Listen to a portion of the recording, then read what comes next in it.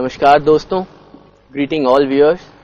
मेरा नाम अंकुर कुलश्रेष्ठ है और welcome to this demo cum orientation cum awareness session on strategic financial management. Pro education के प्लेटफॉर्म पे स्ट्रेटेजिक फाइनेंशियल मैनेजमेंट, जो कि सीए फाइनल में ग्रुप 1 का एक बहुत ही इंपॉर्टेंट पेपर है, वो मैं आपको पढ़ाऊंगा। और आज अगले 30 मिनट में उसी का एक बहुत interesting chapter which is derivatives, जो कि कई लोगों को बहुत कॉम्प्लिकेटेड, डिफिकल्ट ऐसे वर्ड्स यूज करते हैं, उनके बारे में कुछ बात करेंगे। तो आइए स्टार्ट करें आज का ये बहुत ही इंटरेस्टिंग स्मॉल सा session on derivatives. Before coming on to the derivatives, I would like to spend 30 seconds on strategic financial management कि ultimately ये जो difficult सा, ये complicated सा looking term है, ये खुद में क्या है। इसमें जो 13-14 chapters हैं, depending the way we club it, वो तो बाद की बात है, बट ये अपने आप में क्या भला है।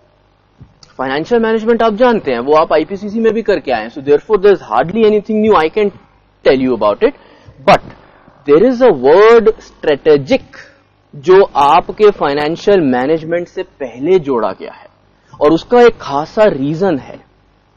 एक्चुअली हुआ ये कि आज तक फाइनेंशियल मैनेजमेंट को एक न्यूमेरिकल ओरिएंटेड सब्जेक्ट समझा गया। फाइनेंशियल मैनेजमेंट का नाम ध्यान आते ही लोगों के मन में कुछ मैथमेटिकल प्रॉब्लम्स ध्यान आने लगे। हालांकि ऐसा स्ट्रेटेजिक फाइनेंशियल मैनेजमेंट में नहीं होता। जो असली फाइनेंशियल मैनेजमेंट है वो दिमाग का काम है, वो इस कैलकुलेटर का काम नहीं है।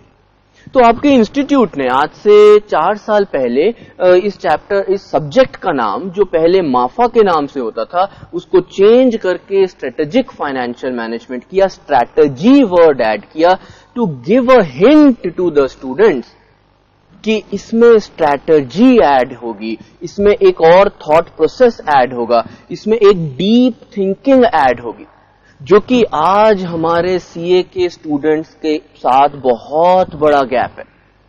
आज अगर आप देखें तो आप जहां से भी आप कोई भी क्वेश्चन बैंक उठाएं, कोई भी ऑथर की बुक उठाएं, it is full of numericals, जबकि आपका इंस्टीट्यूट ऑलमोस्ट 30 से 32% थ्योरी पूछता है। क्योंकि पॉइंट वही है कि this is not FM, this is strategic financial management. और एक बात बिल्कुल ठीक है, जैसे कि हमारे इंडिया ने सारे अकाउंटिंग स्टैंडर्ड यूके यानी यूनाइटेड किंगडम्स के सो टू स्पीक कॉपी करे हैं और उनको मॉडिफाई किया है। द बेस स्ट्रक्चर हमारी रेलवे सिस्टम का, हमारे बेसिक बिल्डिंग स्ट्रक्चर्स का, हमारे अकाउंटिंग स्टैंडर्ड का यूके से आया, हमारा फाइनेंशियल मैनेजमेंट सारा यूएस से आया। मेरा नाम अंकुर कुलश्रेष्ठ है, मैं आप ही की तरह एक चार्टेड अकाउंटेंट हूं और मैंने फाइनेंशियल मैनेजमेंट में एक super specialisation degree which is chartered financial analyst, जो एक यूएसए का कोर्स है, which is absolutely pure in terms of quality and stock markets and investment, just as a enhancement of मेरी खुद की फाइनेंशियल मैनेजमेंट की नॉलेज के लिए भी किया। As far as the corporate experience goes, मैंने कैंपस के थ्रू जॉब लिया मारुति सुजुकी में, और उसके बाद 4 साल करीब बिग 4 जो अर्नस्ट एंड यंग, उसमें दिल्ली ऑफिस में स्पेंड करा। Obviously it has been one of the best part of my career. जो EY और बिग 4 में एक्सपोजर है, किसी को बताने की जरूरत नहीं, सब लोग खुद ब खुद समझते हैं। और वहां पर मुझे एक नीड फील हुई, एक फिल इन द ब्लैंक की, वो गैप जो आज की डेट में आ गया, एंड दैट गैप इज कि हमारा स्टूडेंट सिर्फ और सिर्फ अकाउंटिंग और टैक्स और ऑडिट पे फोकस कर रहा है। It has to focus on some other new initiatives, new employment generating abilities, opportunities which are there. So my suggestion is that not only because I teach this topic, ऐसा ना समझे कि मैं ये पढ़ाता हूं इसलिए मैं ये बात कह रहा हूं। मैं अपने एकेडमिक करियर में रैंक होल्डर था, मेरे तीनों अटेम्प्ट्स में रैंक आई। CFA मैंने फर्स्ट अटेम्प्ट में क्लियर किया। I did my graduation from SRCC वहां भी मेरी 3rd रैंक थी. सो प्लीज मुझे आप अपना फैकल्टी कम और एक एकेडमिक मेंटर ज्यादा समझें. एंड बिलीव माय वर्ड्स कि आज की डेट में जो जॉब अपॉर्चुनिटीज हैं अकाउंटिंग और टैक्स में रिलेटिवली कम हैं, और ये जो नए अपॉर्चुनिटीज हैं लाइक फाइनेंस, लाइक आईटी, उसमें रिलेटिवली ज्यादा हैं. So my entire suggestion and request to everyone is that please try and focus more on these things. So चलिए, I think this been a good overview, और as a pro education के platform पे एक बहुत ही interesting journey शुरू करने की एक शुरुआत करते हैं with a very interesting concept called derivative.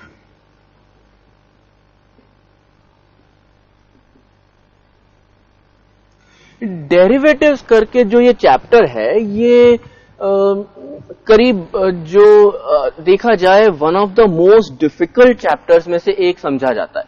हालांकि मैं इस बात को आज तक नहीं समझ पाया कि लोग यानी स्टूडेंट्स वो इतना कंफ्यूज क्यों हो जाते हैं. It is such a methodical chapter. Methodical से मेरा मतलब है कि ऑब्वियस सी बात है कि इसमें कुछ स्टेप्स हैं, इसमें कुछ एक सोच लगती है. What is financial management? It's a thought process. It is not driven by any accounting standard.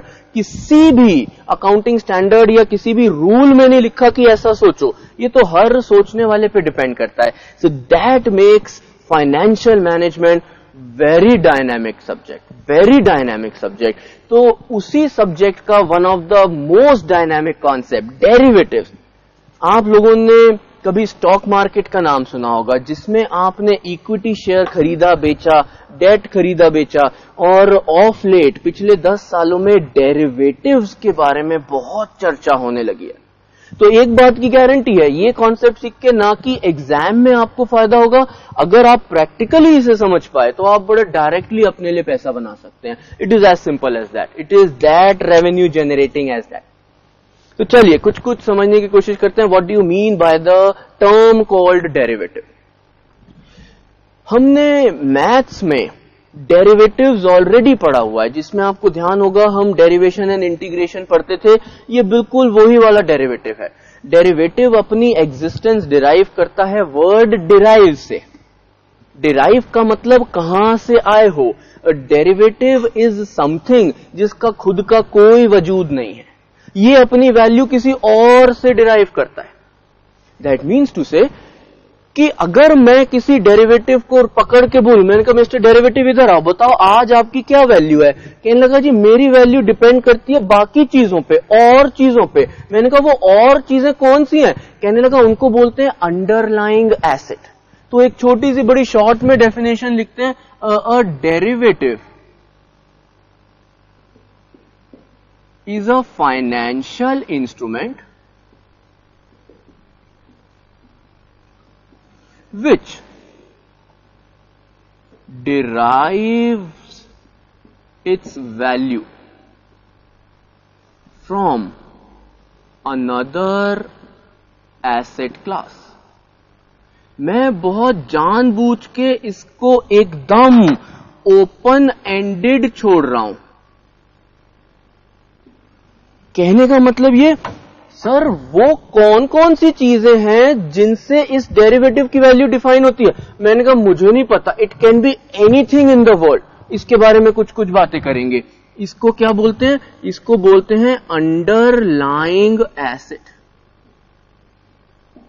Underlying asset वो independent, the key point to be noted, independent asset है whose movement and price defines the value of any, ध्यान से देखिएगा word, dependent asset class. ये word asset class में again एक जिसे बोलते हैं जनरल वे में यूज कर रहा हूं यहां पर. अच्छा ठीक है, आप लोगों ने कन्वीनियंस के लिए मैं इसको डेरिवेटिव लिख देता हूं.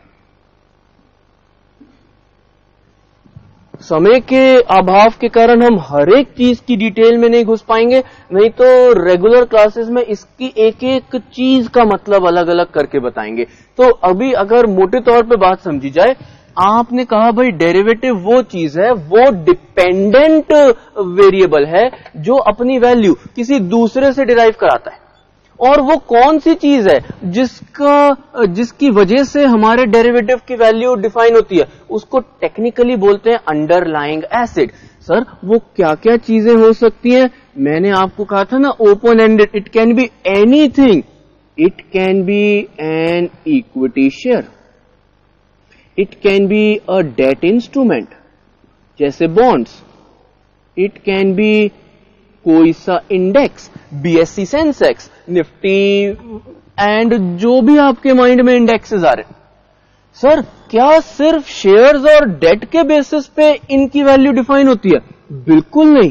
आप बस सोचो और उन चीजों के बेसिस पे डेरिवेटिव बनाया जा सकता है। सर क्या ऑयल के बेसिस पे? सर क्या गोल्ड के बेसिस पे? आप बस उसका नाम लो।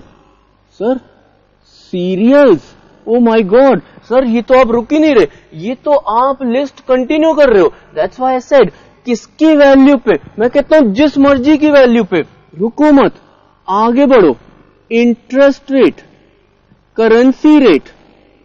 सर ये तो आप बेसिकली वो बात कर रहे हो कि हमने एक कॉम्प्लिकेटेड सा फॉर्मूला बना दिया और उस फॉर्मूले के तहत आप जो भी उसमें वेरिएबल डालोगे, कुछ तो मल्टीप्लीकेशन होकर एक फाइनल वैल्यू आ जाएगी। वो final value is derivative and that inputs are underlying asset. एक और तरीके से डेरिवेटिव का मतलब समझते हैं। डेरिवेटिव वो चीज है जो अपनी वैल्यू खुद नहीं डिफाइन करता। तो कई बार ऐसा लगता है, एक बार ना एक स्टूडेंट का फोन आया, मैंने कहा who is on the line? कहने लगा कृषिव। उसने अपना नाम क्या बताया? ध्यान से देखिएगा, उसने अपना नाम बताया कृषिव। अब मैंने कहा यार इस नाम का क्या मतलब होता है? कहने लगा जी मेरा नाम तो एक्चुअली दो नामों को जोड़ के बनाया है। मैंने कहा अच्छा, तो तुम्हारा नाम भी डेरिवेटिव है एक्चुअली। इसमें पहला इनपुट इज कृष्णा एंड दूसरा इनपुट इज शिवा। ये दोनों को जोड़ के जो वैल्यू बनी, जिसका अपना कोई वजूद नहीं है, आप इसकी जगह दूसरा भगवान रखोगे तो पहले 3 लेटर बदल जाएंगे। ये एक डेरिवेटिव है। तो आप लाइफ में जब भी किसी की वैल्यू किसी और चीज से इंपैक्ट होते हुए समझना वो एक डेरिवेटिव है। It's a very very general term. हालांकि हमारी स्टॉक मार्केट की भाषा में हम उसको इतना जनरली यूज नहीं करते हैं। तो चलिए जरा देखें भाई डिफरेंट टाइप्स के डेरिवेटिव्स कौन कौन से होते हैं। टाइप्स ऑफ डेरिवेटिव्स, ये सारे डेरिवेटिव इन सब अंडरलाइंग एसिड क्लास में आ सकते हैं। Point is that there is a many to many relationship. कहने का मतलब ये ऑप्शंस, जिसके बारे में हम आज डिटेल में कुछ कुछ चर्चा करेंगे, फॉरवर्ड्स, सी फ्यूचर्स, डी स्वैप्स, ई ए प्लस डी स्वैप्शंस। ये कुछ कुछ नाम आपकी लाइफ के सबसे इंटरेस्टिंग नाम बनेंगे जब आप इस पूरे चैप्टर को करोगे। कुछ कुछ बातें ऑप्शन को छोड़ के ओवरव्यू बेसिस पे कर लेते हैं। A forward is an agreement between two people कि आज डीलिंग मत करो, let us promise each other to deal in future. Sir क्या जैसे? इक्विटी शेयर आज रेनबैक्सी का, आज नहीं खरीदना बेचना, प्रॉमिस कर लेते हैं एक दूसरे को कि आज से 6 महीने बाद ये शेयर हम 680 रुपए का खरीदेंगे, उस दिन जो मर्जी रेट हो। अब बड़ी जाहिर सी बात है सर, दो लोग एक ही चीज कैसे, एक बेच रहा है एक खरीद रहा है, ऐसे कैसे वो लोग ट्रेड करेंगे? वो तभी ट्रेड करेंगे जब दोनों की एक्सपेक्टेशंस अलग अलग होंगी। एक को लगेगा कि शेयर का दाम ऊपर बढ़ेगा, 680 से ऊपर जाएगा, तो वो खरीदने के लिए राजी हो जाएगा जिससे वो मार्केट में उस दिन बेच पाए। दूसरे बंदे को लगेगा, पार्टनर बी को, कि ये शेयर का दाम तो गिरने वाला है, बुरी तरह गिरने वाला है, 680 से नीचे जाएगा, वो 680 पे बेचने को तैयार हो जाएगा। तो दो अलग अलग विचारों के लोग मिलते हैं तभी तो ट्रेडिंग होती है। वैसे ही ये एक फॉरवर्ड है।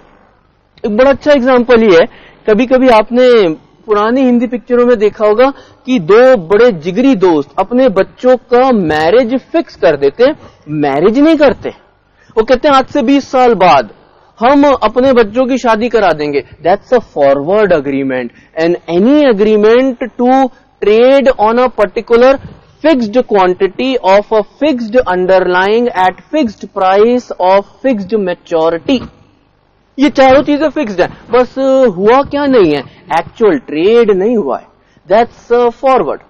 बस इसमें एक प्रॉब्लम है, सर अगर दूसरे ने वादा तोड़ दिया तो इसके चलते हम स्टॉक एक्सचेंज को बीच में ले आए। वो स्टॉक एक्सचेंज और कोई नहीं, हमारा लेट्स से इंडिया के हिसाब से देखें सेबी या बीएससी एनएससी है, तो what is a future? A forward which is guaranteed by SEBI. अगर स्टॉक एक्सचेंज पे ये सौदा करा जाएगा उसको हम फ्यूचर बोलेंगे। अब आपको इसमें दूसरी पार्टी के वादा निभाने या ना निभाने का टेंशन नहीं, क्योंकि आप तो एक्सचेंज से डीलिंग करते हो, आपको पता ही नहीं उधर काउंटर पार्टी कौन है। तो देयरफॉर यहां पर काउंटर पार्टी रिस्क बिल्कुल खत्म। बाकी दोनों डिट्टो सेम बात है, नाम का फर्क है, नाम का फर्क है, और कुछ कुछ फाइनर पॉइंट्स है जिनके बारे में बातें करेंगे। What is a swap? बड़ा इंटरेस्टिंग। स्वैप इज समथिंग अदला बदली। एक बार ऐसा हुआ कि दो दोस्त बातें कर रहे थे, कह रहा था यार तेरे बच्चे की स्कूल में फीस कितनी? पहला कहने लगा पर्सन ए, कह रहा यार तू पूछ मत, बहुत महंगाई है आजकल, मेरे बच्चे की स्कूल तो फीस बहुत ज्यादा है।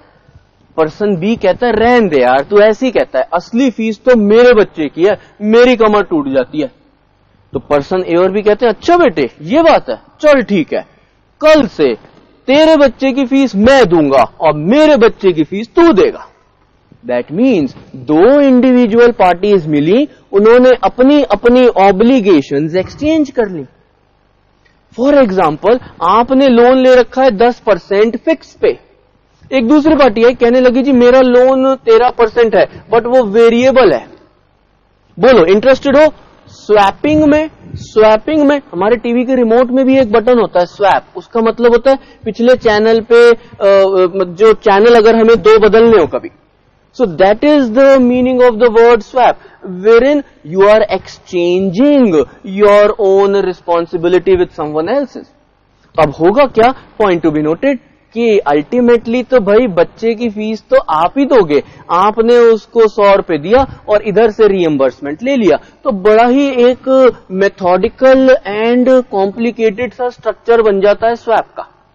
और पॉइंट ई, ये तो सबसे नायाब है, this is known as swaption, nothing like it, very very beautiful concept. This is the option to enter into a swap. हालांकि मैंने ऑप्शन के बारे में बताया नहीं, बट सीए फाइनल में स्वैप्शन पे थोड़ा सा तवज्जो रिलेटिवली कम दिया गया है and the focus is more on first four. तो चलिए हम अपना फोकस डालते हैं सबसे इंटरेस्टिंग एस्पेक्ट जिसका नाम है ऑप्शंस।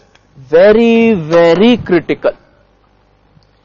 बड़े सिंपल टर्म्स में समझना ऑप्शन क्या होता है। सर ऑप्शन का मतलब है चॉइस।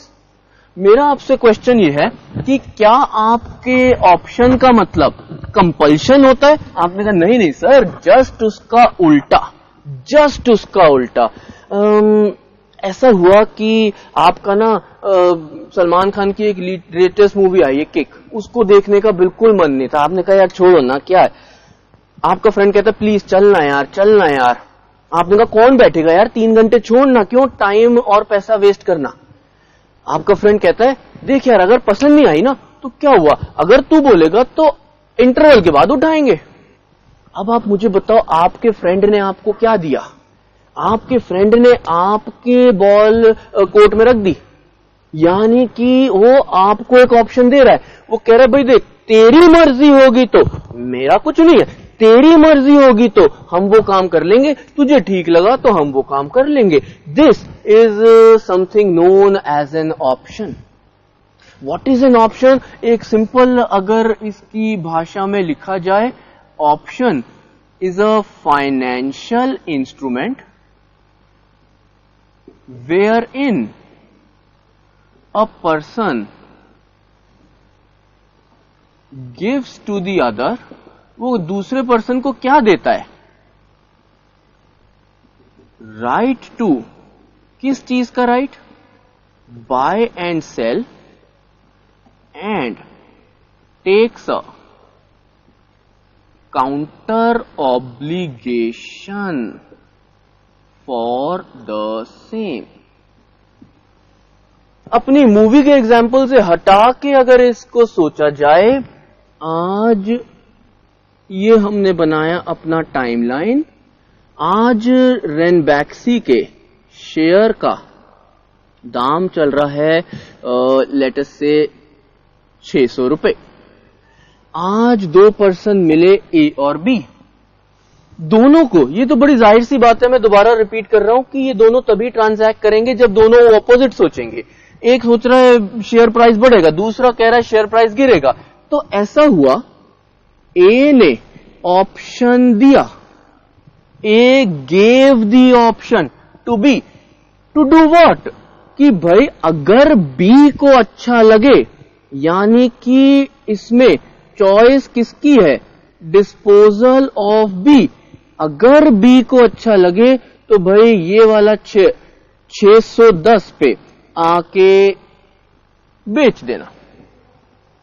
यानी कि person B has the right, not obligation, मन करेगा तो right to buy this share at 610। तो मैंने बी से पूछा, मैंने कहा तुमने यार क्या खरीदा? कहने लगा यार मैंने ऑप्शन खरीदा। मैंने कहा उस ऑप्शन में क्या करोगे? कह रहे I have the right to bye.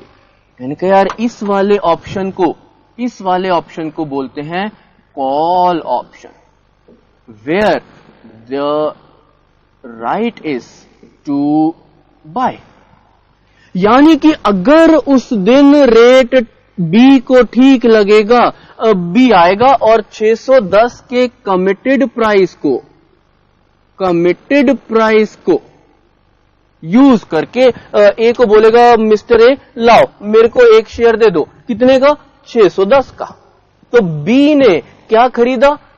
Call option.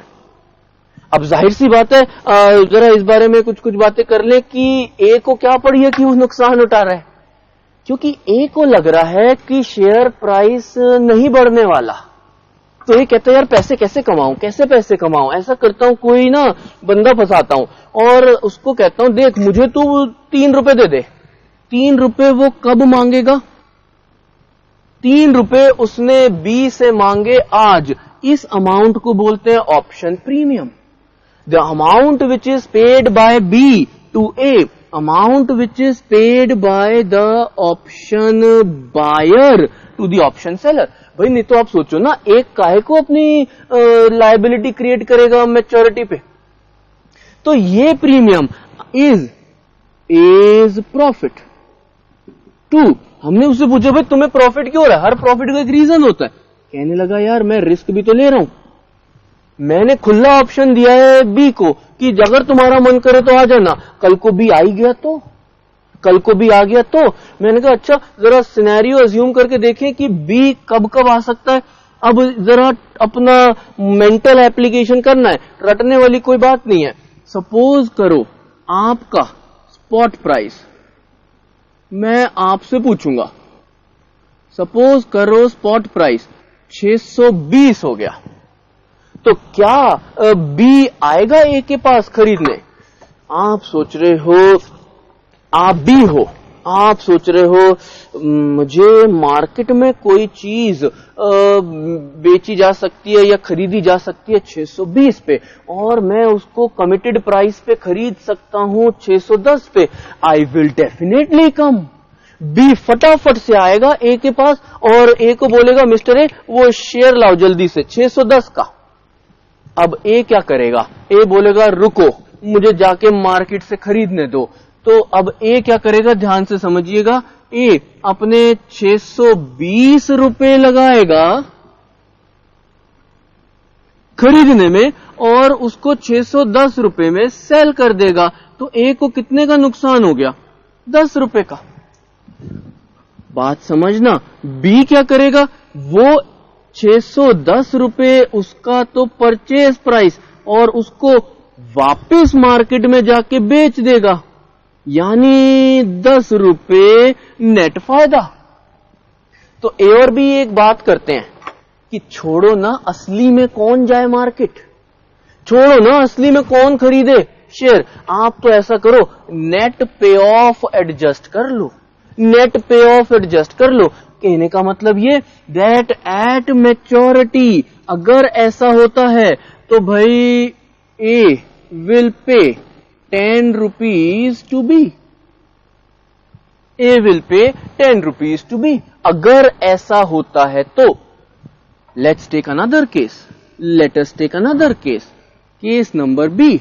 अगर प्राइस 590 रह जाता है तो भाई फ्यूचर है, कुछ भी हो सकता है, आपने सोचा जो मर्जी हो, अब फ्यूचर है तो it can change as well, it can change. तो हुआ ऐसा कि प्राइस रह गया 590, अब भी सोच रहा है मैं जाऊं या ना जाऊं, मैं जाऊं या ना जाऊं, मार्केट में कोई चीज मिल रही है 590, मैं क्यों उससे खरीदने जाऊं 610 में, जाओ मैं नहीं जाता। ए ने फोन किया कि मिस्टर बी आ रहे हो कि नहीं, मिस्टर बी कहते नहीं, मेरा ऑब्लिगेशन नहीं है, मेरी चॉइस थी, नहीं आ रहा, जा, इग्नोर कर दिया। That is the power of option. You are not under any obligation, आपके ऊपर कोई जबरदस्ती नहीं है। अगर कोई जबरदस्ती है, अगर कोई काउंटर ऑब्लिगेशन है तो वो पर्सन ए पे है, जो ऑप्शन लिख रहा है, दूसरे को ऑप्शन दे रहा है। तो person A is known as option writer and B is known as option holder. दूसरी भाषा में ए को बोलते हैं ऑप्शन सेलर और बी को बोलते हैं ऑप्शन बायर। ये कुछ कुछ टर्म्स है जो आपको बड़ी ढंग से क्लियरिटी से पता होनी चाहिए। ठीक है सर। अच्छा सर, अगर एग्जैक्टली 610 रह गया प्राइस, फिर मैंने बी से पूछा मिस्टर बी जाओगे? अब बी सोच रहा है यार देखो मार्केट से भी 610 का मिलेगा, यहां भी मैं कमिटेड मिस्टर ए के पास जाऊंगा तो 610 दूंगा। तो मैं ए को फोन करता हूं, देख भाई ए, आई एम इनडिफरेंट। एक तरह से कहा जाए तो करने से भी कोई फायदा नहीं, ना करने से भी कोई नुकसान नहीं, तो चल छोड़ना, काय को ट्रांजैक्शन करें। तो व्हाट इज द नेट पे of at B and C? No पे ऑफ, नो पे ऑफ एट ऑल। तो आपने कुछ कुछ चीजें सुनी होंगी, option is in the money, at the money and out of the money. इसका मतलब यह है कब ऑप्शन एक्सरसाइज करना फायदेमंद है। अगर 620 शेयर का प्राइस होता है तो फायदेमंद है इन द मनी सिचुएशन। अगर कोई फायदा नहीं है, आउट ऑफ द मनी, अगर करने और ना करने में ना नुकसान ना फायदा, eight the money, at the money. ठीक है जी, ये तीन केसेस से हमने इन the money, at the money और आउट ऑफ द मनी सीखा। अब जरा एक छोटी सी चीज और समझ लें जो थोड़ा सा टेक्निकल हम कभी कभी लगता है, pay off an option. How do I create and calculate something known as pay of?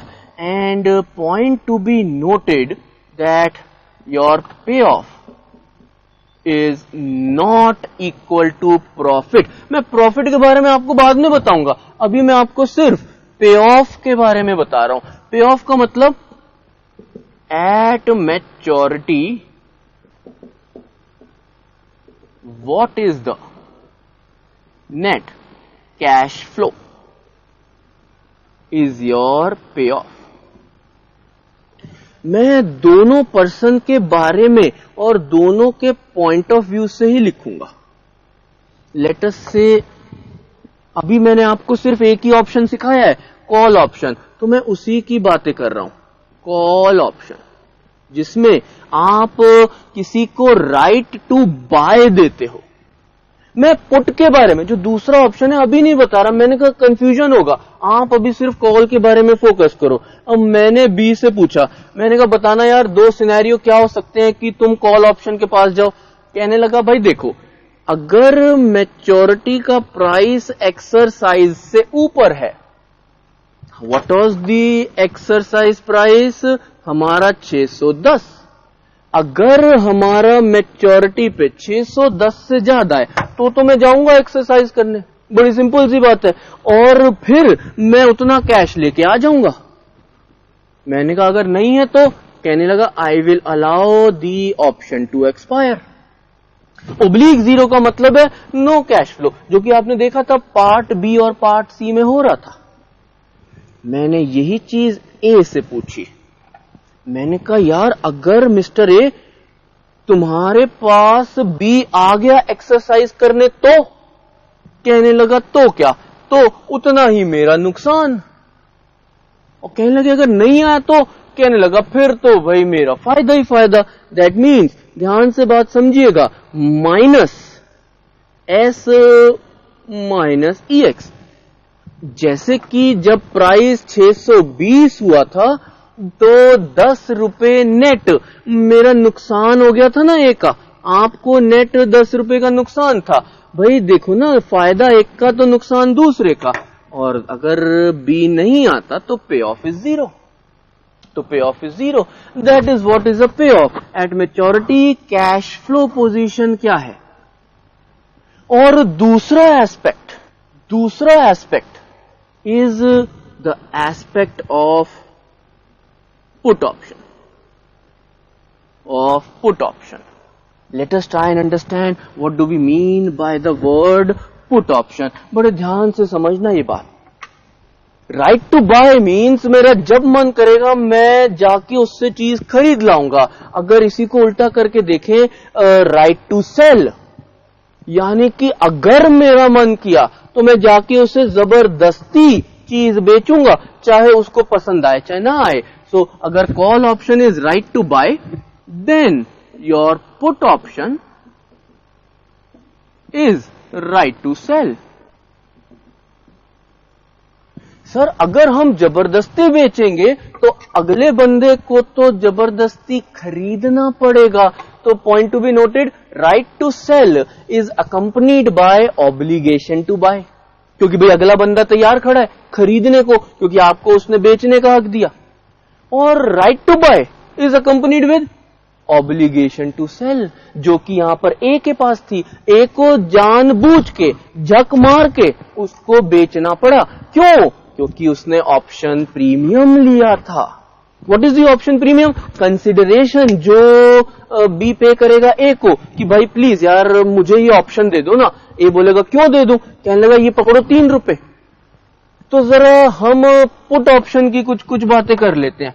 आइए भाई इधर ही देखें। पुट ऑप्शन में हमने, अब आप ये मान के चलें कि 580 रुपए को एक्सरसाइज प्राइस बोला गया। Exercise price is that committed price जो हम बातें कर रहे थे। अब मैं फिर से 3 सिनेरियो बनाऊंगा आपके लिए। आप मुझे बताना क्या B, holder of the option, क्या बी ए के पास आएगा उस दिन? आपने सोचा था कि भाई 580 को एक्सरसाइज बना देते हैं। एक्चुअल स्पॉट प्राइस में be very different, it may be very very different. Let us से द स्पॉट प्राइस इज 620। तो बी सोच रहा है कि यार इस बार मेरे पास राइट टू सेल है, मैं ए को झक मार के बेच के आऊंगा। कितने पे? 580 पे। पर भाई साहब मार्केट में खरीदूंगा कितने का? 620। यानी मैं सोच रहा था प्राइस गिरेगा, यहां तो बढ़ गया। Out of the money, no पे of, no cash flow, B आएगा ही नहीं, वो फोन ही नहीं उठाएगा ए का। अगर प्राइस एग्जैक्टली 580 हुआ तो भाई एट द मनी, बी को आने से भी कोई फायदा नहीं, ना आने से भी कोई फायदा नहीं। और पॉइंट नंबर सी, अगर 565 हो गया शेयर का प्राइस, अब बी भागा आ रहा है ए के पास। इन्हें पूछा क्या हो गया, बड़े खुश हो? कहने लगा हमें 15 का फायदा जो हो गया। इन्हें पूछा क्यों? कहने लगा तुमने मुझे प्रॉमिस किया था कि मैं तुम्हें जब मर्जी 580 का शेयर बेच दूंगा। ए कहता है हाँ करा तो था। इस 580 की सेलिंग प्राइस पे मैं मार्केट से खरीद लूंगा 565, ये बोला बी। तो बी के लिए 565 share price is such a wonderful news, is such a wonderful news, क्योंकि बी तो उम्मीद ही कर रहा था शेयर प्राइस गिरेगा, तभी तो मैंने अपना सेलिंग प्राइस फिक्स करके बाइंग प्राइस ओपन रखा। उसी को तो पुट बोलते हैं कि मैंने सेलिंग प्राइस तो फिक्स कर लिया, बट मुझे उम्मीद थी प्राइस गिरेगा, मैंने कहा सस्ते में खरीद लूंगा, और फिक्स प्राइस तो बिका ही हुआ है। तो ये option is in the money, in the money 565। तो भाई मैंने कहा ये पे ऑफ कैसे देखें पुट ऑप्शन में, तो आंसर ये निकला कि भाई देखो, अगर तो ऑप्शन एक्सरसाइज होगा तो फिर ये सिचुएशन बनेगी। Point to be noted, exercise इस बार पहले आया, क्योंकि exercise is the selling price. हमेशा पे ऑफ में सेलिंग माइनस बाइंग करोगे, अब कॉल में तो buying price was the exercise, यहां पर selling price is the exercise. Option exercise नहीं हुआ तो फिर तो let it go. And on the other hand यही चीज नेगेटिव हो गई, यही चीज नेगेटिव हो गई। किसके लिए? बेचारे ए के लिए। Who is the option writer, who is the option seller. But point to be noted, A को 3 रुपए ऑलरेडी मिल चुके हैं। ये ऑप्शन प्रीमियम है, ये ऑप्शन प्रीमियम है। थोड़ी थोड़ी बात क्लियर हुई? यस सर, बात क्लियर हुई। तो चलिए, समय के अभाव के कारण ये एक बेहद इंटरेस्टिंग, बेहद डायनामिक जर्नी हमको यहीं रोकनी पड़ रही है, but I am sure that we'll be able to give you more such videos and tips. So please stay logged on to YouTube and Pro Education का official channel, and I would really hope to interact more with you on such very interesting concept. It's been absolutely pleasure to teach derivatives at a CA final level to an audience like you, and I look forward to meet you again. So till then, thank you very much.